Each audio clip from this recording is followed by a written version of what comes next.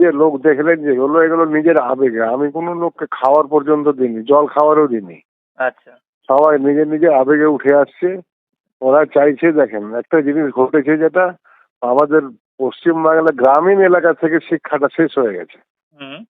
যাদের বাড়িতে ছেলে মেয়ে বাচ্চা আছে তারাই এখন বলছে যে আবার ওই জামানা ফেরায় নিয়ে আসতে হবে, না হলে আমার ছেলে মেয়েকে প্রাইভেট স্কুলে পড়ায় আমরা মানুষ করতে পারবো না। যেহেতু সরকারি স্কুলগুলোকে ঠিক করে চালান, আমরা আপনার সাথে আছি।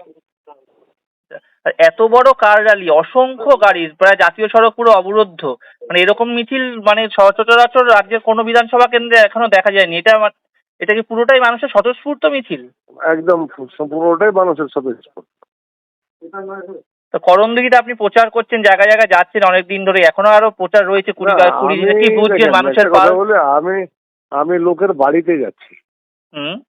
অনেক বাড়িতে অনেক বৃদ্ধ লোক যারা আছে তাদের বাড়িতে গিয়ে বসে একটু তার আশীর্বাদ নিই, বলি কাকু আমি ভোটে দাঁড়িয়েছি।